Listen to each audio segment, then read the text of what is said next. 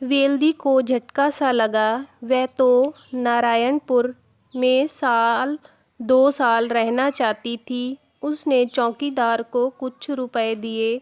बोली, बाबा, हफ्ते भर में मैं कोई प्रबंध कर लूँगी। चौकीदार चला गया। वहाँ सड़क चौड़ी की जा रही थी। इंजीनियर श्री भट्ट से वह मिली। उनकी मदद से कुछ राज मजदूर बुलाए।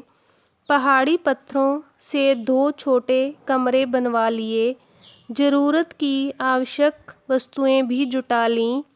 अब उसे कोई परेशानी न थी, लेकिन गांव वाले उसे शक की निगाह से देखते थे।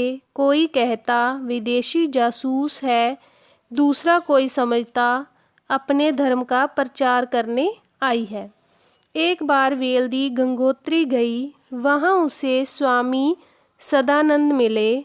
स्वामी जी से वह देर तक बातें करती रही।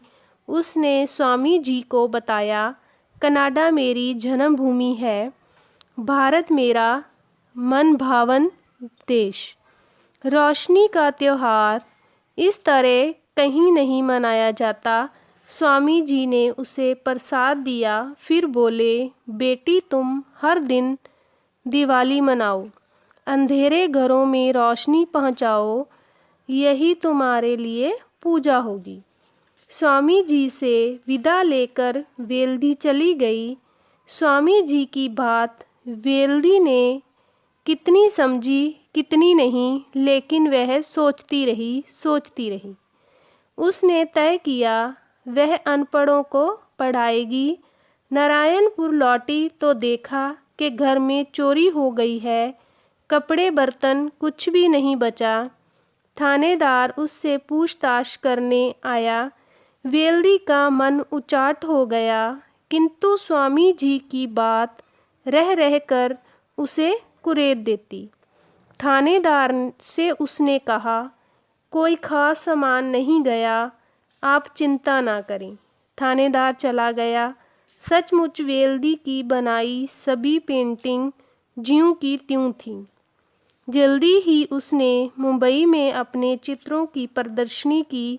अच्छी आमदनी हो गई। नारायणपुर आकर उसने कथा करवाई। गांव में सभी को न्योता दिया। कथा के बाद कीर्तन कराया, प्रसाद बांटा। हर दिन सांझ के समय वहाँ औरतें बच्चे एकत्र हो जाते। वे प्रार्थना करते, गीत भजन गाते, कभी कभी मिलकर नाचते भी। वेल्दी उन्हें साफ सफाई की बातें बताती, रोगों से बचाव कैसे हो यह भी सिखाती। पंचायत घर में एक अनोखे स्कूल की शुरुआत की गई। स्कूल 2 घंटे खुलता। बड़े बूढ़े इसमें पढ़ते। खेती क्यारी की बातें उन्हें बताई जाती। गांव के कई युवक इस काम को करते। अब नारायणपुर में बदलाव आने लगा। किसी के यहाँ कोई भी खुशी का मौका हो, वेल्दी को अवश्य बुलाया जाता। गांव की औरतें कहती, यह औरत तो लक्ष्मी है, इसने हमारे गांव को बदल दिया, हमें नई रोशनी में जीना सिखा दिया। वेल्दी अब प्रौढ़ हो चुकी थी। एक दिन उसका पाँव फिसला तो हड्डी टूट गई। इलाज के लिए शहर जाना पड़ा। कई महीने अस्पताल में रही। लौटी तो व्हील चेयर पर। सारा गांव उसे देखने को उमड़ पड़ा। उसे देखकर गांव वालों की आंखें भर आईं। ऊंचे कद की वेल्दी लंबे ढग भर कर चलती थी, लेकिन अब वह अपने आप चल ना पाती।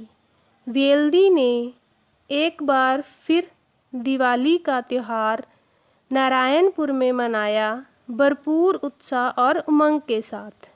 दिन बीतते गए। अब वेल्दी की सेहत ठीक नहीं रहती थी। कभी भी डॉक्टर की ज़रूरत पड़ जाती। उसने तय किया कि अब कनाडा लौट जाएगी। उसका एक चित्र पंचायत घर में लगा दिया गया। तीसरे दिन वेल्दी ने अपने मन भावन देश से अलविदा ले ली।